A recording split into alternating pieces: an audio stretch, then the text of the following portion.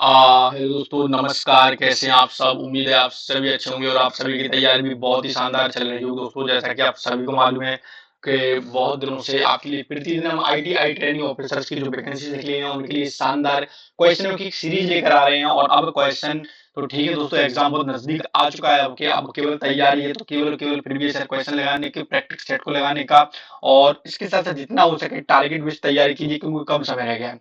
तो इसके लिए भी मैंने पहले से एक मैराथन क्लासेस आपके लिए बना दी है, इसमें अच्छा आपने प्यार दिखाया, उसमें अच्छी व्यूज है हमारे।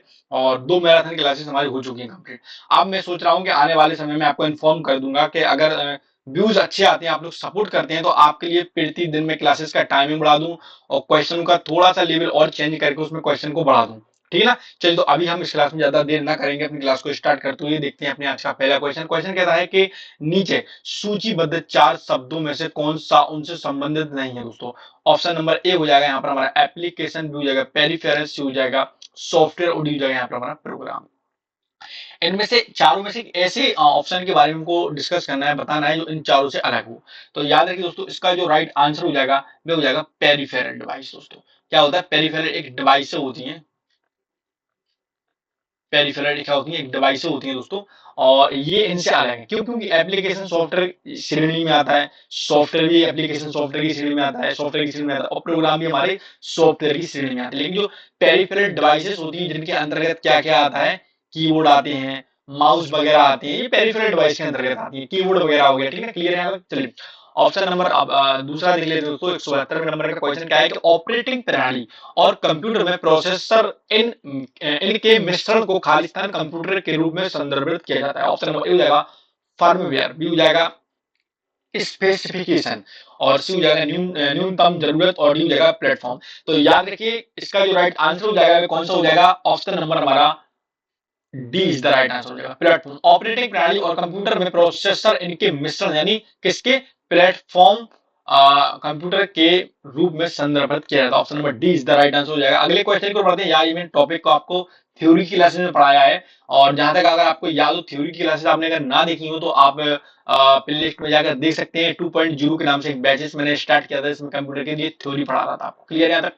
173वें नंबर का क्वेश्चन क्या कहता है कि फ्री वेयर के दो उदाहरण क्या है? फ्री वेयर के दो उदाहरण बताना है। ऑप्शन नंबर ए हो जाएगा विनजिप और लिनक्स, सी हो जाएगा शेयरवेयर और फाइल शेयरिंग, और सी हो जाएगा माइक्रोसॉफ्ट वर्ड और गूगल टूलबार, और डी हो जाएगा यहाँ पर हमारा इंस्टेंट इमेज मैसेजिंग और गूगल टूलबार। क्लियर है? तो फ्रीवेयर के दो उदाहरण कौन कौन से हैं सभी को मालूम होगा। और फ्री में जो कह सकते हैं सॉफ्टवेयर आप यूज कर सकते हैं, कौन से है दोस्तों? तो ये हमारा हो जाएगा एप्लीकेशन सॉफ्टवेयर के बारे में यहाँ पर बात हो रही है दोस्तों। तो हो जाएगा इंस्टा मैसेजिंग और गूगल टूलबार। क्लियर है? Option number D is the right answer हो जाएगा। अब आप बोलेंगे सर गूगल टूलबार तो यहाँ भी है, माइक्रोसॉफ्ट वर्ड भी है, क्योंकि माइक्रोसॉफ्ट वर्ड का पेड वर्जन आता है, ठीक है ना? आप जो यूज करते हैं वो करप्टेड होता है। कई बार क्या होता है, आपने देखा होगा, आपने 2016 इंस्टॉल किया हो तो कई बार करप्ट हो जाती है फाइल। चलिए, अगले क्वेश्चन को बढ़ते हैं। 174वें नंबर का क्वेश्चन पढ़ने से पहले आप सभी को बता देता हूं, जो आप सभी को जानकारी देना चाहता हूं कि एनटीपीसी रेलवे की बहुत सारी वैकेंसीज निकल के सामने आ चुकी हैं। आप सभी के फॉर्म भी डलना स्टार्ट हो चुके हैं। जिन भी स्टूडेंट ने रेलवे का फॉर्म अभी तक न डाला हो, 12 पास से भी फॉर्म डालने हैं, 12 पास अगर आप हो, और इसके साथ साथ अगर आपने ग्रेजुएशन भी किया तो उसके लेवल पे भी बहुत सारी क्लर्क के लेवल पे वैकेंसी निकली हुई है, स्टेशन मास्टर की वैकेंसी निकली हुई है। तो आप सभी को ये फॉर्म को सबमिट कर देना है आंख बंद करके, क्योंकि बहुत टाइम बाद ये वैकेंसी चाहिए रही। अब बात तैयारी की, तो तैयारी भी हम ही इसी चैनल पर आपको कराएंगे। पहले प्रीवियस ईयर के क्वेश्चन लगवाएंगे, जिसमें मैथ, रीजनिंग और जीके आना है। उनके लिए भी मैंने अलग अलग टीचरों से बात कर रखी है पहले से। वो आपको क्या है दोस्तों, थोड़े जानकार हैं इन सब्जेक्टों के, वो आपको क्लासेस स्टार्ट करा देंगे, एक एक चीज आपको बारीकी से समझाएंगे। और शेड्यूल जैसे ही बनता है, हम जल्द से जल्द शेड्यूल अपना बना देंगे एग्जाम का, क्लासेस का। तो उसी अकॉर्डिंग मैं आपको क्लास में अपडेट दे दूंगा, ठीक है ना? अभी ज्यादा टाइम ना लेते हुए अपनी क्लास को वापस से स्टार्ट करते हैं। तो 174वें नंबर का क्वेश्चन है, बेंडर सर्जित क्रिएटेड प्रोग्राम में संशोधन को कहा जाता है। ये ऑप्शन हो जाएगा पेसेज, और डी बी ऑप्शन हो जाएगा एंटीबायोसिस, और सी हो जाएगा होल्स, और डी हो जाएगा फिजिक्स।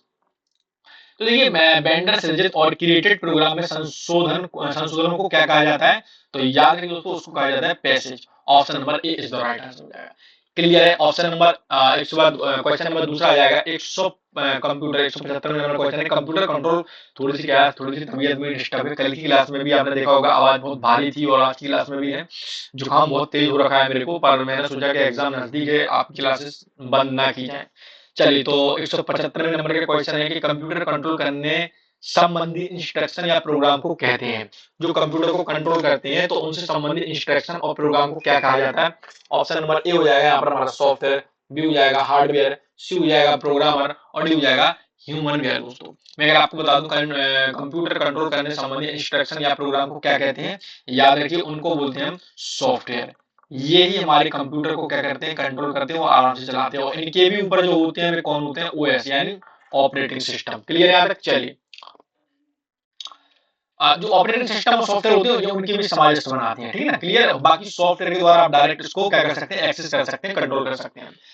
इसके बाद 176वें नंबर का क्वेश्चन है कि एक समय में एक कथन को कन्वर्ट करने और एग्जीक्यूट करता है, कौन करता है? ये ऑप्शन हो जाएगा कन्वर्टर, बी हो जाएगा कंपाइलर, सी हो जाएगा इंटरप्रेटर और डी हो जाएगा इंटरप्रेटर। याद रखिए एक समय में केवल एक ही कथन को क्या करता है? ये कन्वर्ट करता है, एग्जीक्यूट करता है। तो ऐसा कौन करता है दोस्तों? बताएगा कोई? चलिए मैं बता देता हूं। ऐसा करता है दोस्तों इंटरप्रेटर। कौन करता है? Interpreter. Option number D is the right answer हो जाएगा। क्लियर है यहाँ तक? चलिए अब 177वें नंबर का क्वेश्चन क्या कहता है उसको देखते हैं। 177वें नंबर का क्वेश्चन है कि असेंबलर के बारे में निम्नलिखित में से क्या सत्य नहीं है? असेंबलर के बारे में दोस्तों कुछ यहाँ पर इंफॉर्मेशन दी गई है और हमको यहाँ पर छांटना है कि असेंबलर इनमें से कौन सा सही है। असेंबलर के बारे में कथन ऑप्शन नंबर ए हो जाएगा असेंबली लैंग्वेज के इंस्ट्रक्शन को मशीन लैंग्वेज में ट्रांसलेट करता है। और बी ऑप्शन हो जाएगा यह सी प्रोग्राम को ट्रांसलेट नहीं करता है। और सी ऑप्शन हो जाएगा यह प्रोग्राम एग्जीक्यूशन में शामिल होता है। और डी हो जाएगा एक ट्रांसलेटिंग प्रोग्राम है। तो मैं अगर आपको सिंपल शब्दों में बता दूं दोस्तों कि असेंबलर के बारे में इनमें से सत्य कौन सा नहीं है, तो याद रखिए दोस्तों असेंबलर के बारे में यह प्रोग्राम, सॉरी दोस्तों, यह प्रोग्राम एग्जीक्यूशन में शामिल होता है, ये कभी नहीं होता, याद रखिए। बाकी ये तीनों कथन सत्य हैं। कौन कौन से? कि जो असेंबली लैंग्वेज के इंस्ट्रक्शन को मशीनी लैंग्वेज में ट्रांसलेट करता है, कौन करता है? याद रखिए असेंबलर करता है ये काम, असेंबलर करता है। और ये सी प्रोग्राम को ट्रांसलेट नहीं करता, बिल्कुल सही बात है, क्योंकि सी हमारी खुद एक लैंग्वेज है। और इसके बाद एक ट्रांसलेटिंग प्रोग्राम है, कौन है? असेंबलर हमारा क्या है? एक ट्रांसलेटर प्रोग्राम है। क्लियर है यहाँ तक? दिक्कत तो नहीं? चलिए अगले क्वेश्चन की ओर बढ़ते हैं दोस्तों। आप सभी से उससे पहले निवेदन करता हूं कि प्लीज जो भी स्टूडेंट आज हमारे चैनल पर नए हैं और पहली बार हमारी क्लास को देख रहे हैं दोस्तों, सभी से मैं रिक्वेस्ट करना चाहता हूँ कि क्लास को लाइक कर दीजिए और चैनल को सब्सक्राइब कर दीजिए, बेल आइकन को ऑन कर दीजिए ताकि क्लास का नोटिफिकेशन सबसे पहले आपके पास पहुंच जाए। चलिए 178वें नंबर के क्वेश्चन को पढ़ लेते हैं। क्वेश्चन कहता है कि निम्न में से कौन सा कंपाइलर के बारे में सत्य नहीं है? अभी असेंबलर के बारे में मैंने देखा था, आपको कथन दिए थे। अब आ जाता है कंपाइलर के बारे में, हमको बताने में से कौन सा कथन सत्य नहीं है। आइए चलिए देखते हैं। ऑप्शन नंबर ए हो जाएगा उच्च स्तरीय भाषा के इंस्ट्रक्शन का मशीनी भाषा में अनुवाद करता है। बिल्कुल राइट बात, सही बात है। कौन करता है? कंपाइलर ही तो करता है। उच्च स्तरीय भाषा जो होती है, जिसको हम शॉर्ट फॉर्म में उच्च स्तरीय भाषा को हम क्या बोलते हैं? HLL यानी हाई लेवल लैंग्वेज। जो हाई लेवल लैंग्वेज के इंस्ट्रक्शन को मशीनी भाषा में अनुवाद करता है, कौन करता है? ये कंपाइलर करता है। और बी ऑप्शन हो जाएगा सारे सोर्स प्रोग्राम का मशीन की भाषा के प्रोग्राम में अनुवाद करता है। बिल्कुल राइट बात है, ये भी करता है। और सी हो जाएगा ये प्रोग्राम एग्जीक्यूशन में शामिल होता है। बिल्कुल सही बात है। और डी हो जाएगा ये अनुवाद प्रोग्राम। बिल्कुल गलत, यही गलत है हमारा और यही हमारा बिल्कुल राइट आंसर हो जाएगा। हमको इसमें से गलत ऑप्शन बताना था कि कौन सा कंपाइलर के बारे में सत्य नहीं है, तो डी नहीं है, ये अनुवाद का प्रोग्राम है। गलत बात है, option number D is the right answer है। ऐसा कभी नहीं हो सकता। चलिए अब 179वें नंबर का क्वेश्चन क्या कहता है कि मूर्त कंप्यूटर का भौतिक उपकरण जिसे देखा और छुआ जा सकता है उसे क्या कहते हैं? यानी सिंपल शब्दों में कहें तो ऐसे कंप्यूटर के भाग या पार्ट जिन्हें आप हाथ से छू सकते हो उनको क्या बोलते हैं? और कई बार बताया यार, सिंपल सा क्वेश्चन। ऑप्शन नंबर हो जाएगा हार्डवेयर, भी हो जाएगा सॉफ्टवेयर, हो जाएगा स्टोरेज और हो जाएगा इनपुट आउटपुट। याद है दोस्तों, उनको हम क्या बोलते हैं? हार्डवेयर बोलते हैं दोस्तों। क्या बोलते हैं? जिन्हें आप देख सकते हैं, हाथ से छू सकते हैं, उनको हम हार्डवेयर बोलते हैं। क्लियर है यहाँ तक? 180वें नंबर का क्वेश्चन आप सभी की स्क्रीन पर ये रहा और मैं आपको बताना चाहता हूं कि एक और बैच हम स्टार्ट करने जा रहे हैं। वो एनटीपीसी का है, रेलवे का। मैं आपको जल्दी अपडेट कर दूंगा उसके बारे में, बाकी आपसे क्लास से जुड़े रहना। अब 180वें नंबर का क्वेश्चन क्या कहता है? जिससे कंप्यूटर एक से अधिक टास्क परफॉर्म कर सकता है उस सेट ऑफ कंस्ट्रक्शन के लिए निम्नलिखित में से कौन सा पद उपयुक्त है? तो देखिए दोस्तों, बहुत सारे यहाँ पर ऑप्शन दिए गए हैं। तो जिससे कंप्यूटर क्या करता है, एक क्वेश्चन को फिर से पढ़ देते हैं। जिससे कंप्यूटर एक से अधिक टास्क परफॉर्म कर सकता है उसे सेट ऑफ इंस्ट्रक्शन के लिए निम्नलिखित में से कौन सा पद उपयुक्त है? ऑप्शन नंबर ए हो जाएगा हार्डवेयर, हो जाएगा सॉफ्टवेयर और सी हो जाएगा ह्यूमन वेयर और डी हो जाएगा फर्मवेयर। याद है कि इसका जो राइट आंसर हो जाएगा कौन सा हो जाएगा? ऑप्शन नंबर हमारा B is the right answer हो जाएगा। Software is the right answer हो जाएगा। क्लियर है? चलिए option number B is the right answer.